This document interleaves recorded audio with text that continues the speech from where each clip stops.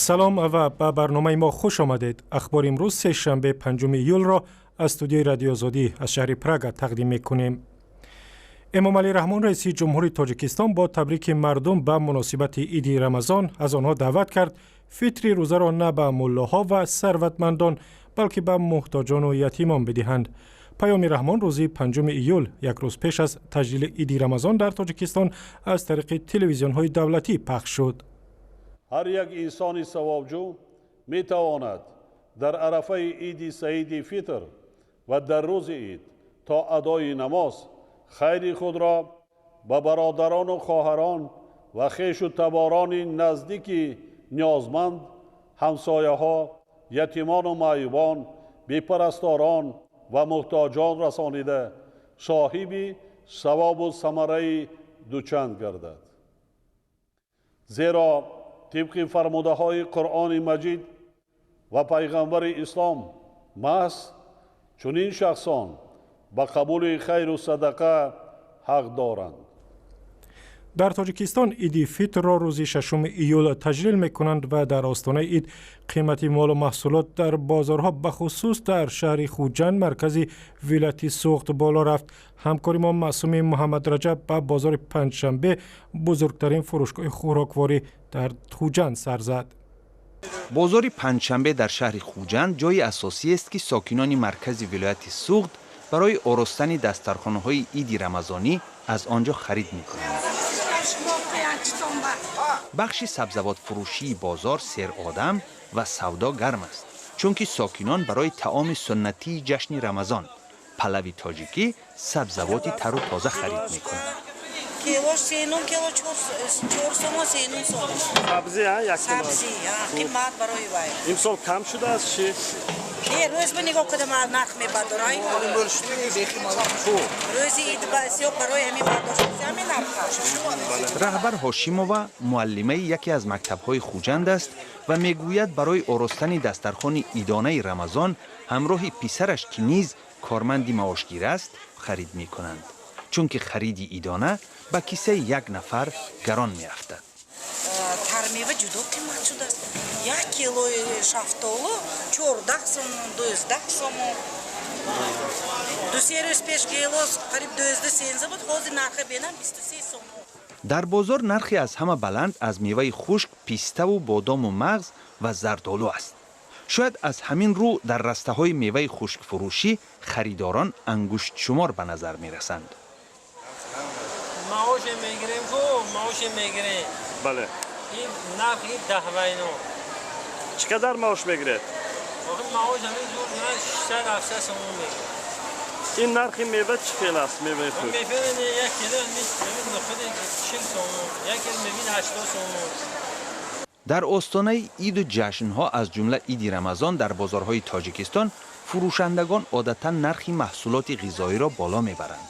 با وجود تاکید و درخواست‌های به تکرار مقامات که به خاطر ثواب در روزهای جشن نرخ مال‌های خود را بلند نبردارند، فروشندگان از روی قاعده بازار بردارد زم کن نبردارد کم کن عمل می‌کنند.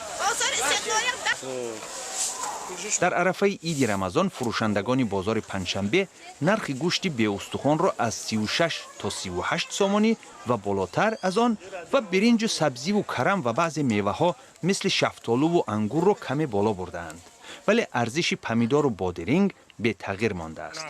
نظر به سالهای پیش امسال ارزانی میوه بسیار. بازار پنجشنبه خوجند جایی است که خریدار کم پول هم برای خود محصولات اساسی غذایی را با نرخی پست‌تر پیدا کرده می‌تواند و برای آراستن دسترخوان جشن عید فطر به خانه نزد زن و کودکان دست خالی برنمیگردد. مقامات تاجیکستان میگویند در بمبگذاری مرگ طلبانه در مدینه یک زیارتگاه مسلمانان جهان زائران تاجیک آسیب ندیدند. در کمیته دین امروز به رادیو آزادی گفتند زائران تاجیک صحت و سلامتند و به زیارتشان ادامه میدهند. روز 4 ایول در شهر مدینه در عربستان سعودی یک بمبگذار مرگ طلب خود را ترک کند و 4 افسر پلیس را کشت. خیرامان بخازاده گزارش می‌دهد. شام دوشنبه 4 ایول بمبگذاری مرگطلب در کنار مسجد پیامبر واقع در شهر مدینه منوره خود را منفجر کرده کمش 4 افسر امنیتی را به هلاکت رساند. در این حادثه 5 افسر دیگر جراحت برداشته است. سخنگوی خدمات امنیتی عربستان سعودی به رسانه‌های محلی گفته است که افسران در توقفگاه ماشین‌ها شاهد رفتار شبهه برانگیز متهم شده او را احاطه کردند، ولی در همان لحظه بمبگذار مواد ترکنده را فعال کرد.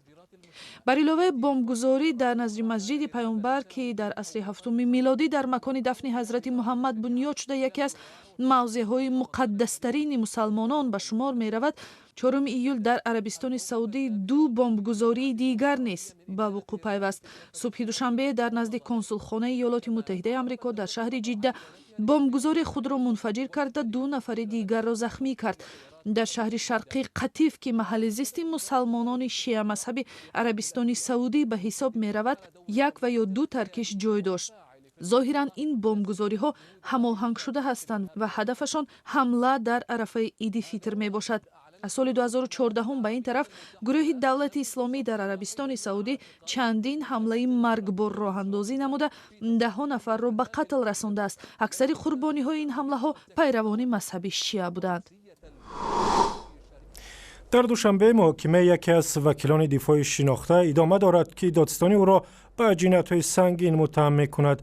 در این محاکمه در روز 4 ایول بزرگمهر یاروف و همکارش نوردین محکموف را به دعوت عمومی به افراطگرایی متهم کردند که برای این کار جزای سخت تعیین شده است. با گفته دادستانی هر دو وکیل با اظهار نظر در بعضی از رسانه‌ها مردم را به افراطگرایی و هم سرنگون کردن حکومت قانونی تشویق کردند، ولی وکیلان دفاع این ادعاها را رد می‌کنند. بزرگمهر یاروف که از حقوق اعضای محکوم شده حزب نهضت اسلامی حمایت می‌کرد طی ماه سال گذشته دستگیر شد و می‌گوید حکومت می‌خواهد از آن نقار بگیرد. جریان محاکمه را از همکارم میرزانبی خالقزاد پرسیدم که در دادگاه حضور داشت. میرزانبی، بزرگمهر یاروف و نوردین محکموف در دفاع از خود و در پاسخ به اتهامات دادستان‌ها چی گفتند؟ دادگاه فردوسی از بزرگمهر یاروف خواهش نمود که بر چه دلیل و اساسهای میتواند که این نوشته هایی که بر اساس 5 تشخیص امام خطیب ها و استادان دانشگاه ها صورت گرفته است بیگناهی خودش را ثابت میکند.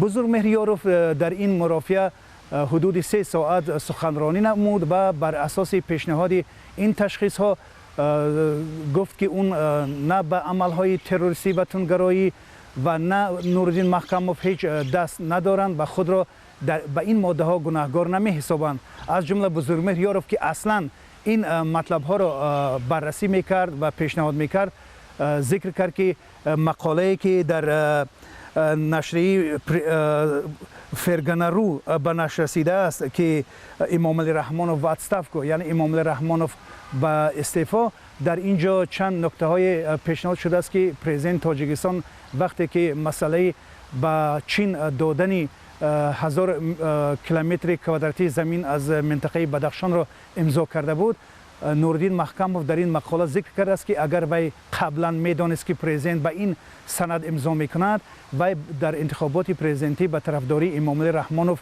آواز نمیداد. از این رو بزرگمهر یاروف تاکید کرد که در این مقاله تنها نظری یک ساکن یک شهروند تاجیکستان ذکر شده است و در اینجا هیچ گونه دعوت عمومی ذکر نشده. میرزانبی قبل از برنامه گفتی که در محاکمه همچنین ادعای نوردین محکموف بررسی شد که آریان بانک را به غصب مالکیت دیگران متهم کرد. در این باره چی گفته شد؟ بزرگمهر یاروف گفت که در اینجا نوردین محکموف همچون رئیس شرکت بخت از حقوقهای خودش همچون صاحبکار حمایت کرده است و در اینجا تنقید است نه دعوت.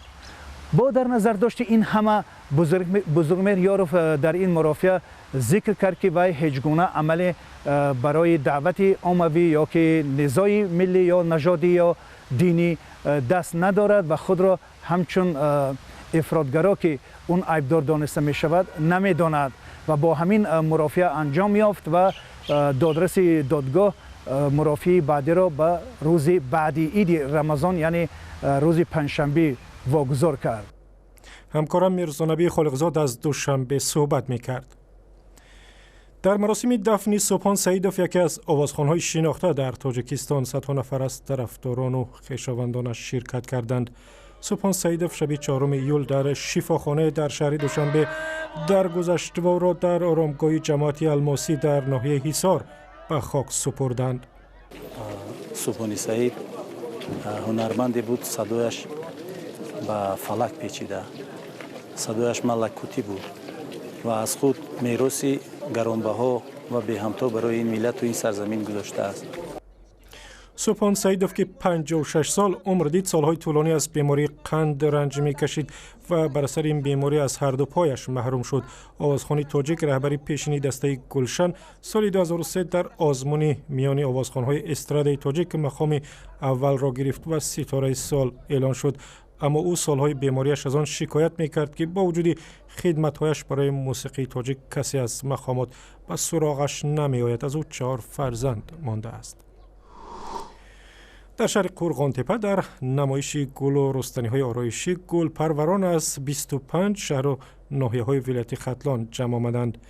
گلبزمی ختلان نخستین نمایش در ولایت است و به گفته مقامات هدف از آن تشویق گل پروری در میان ساکنان است.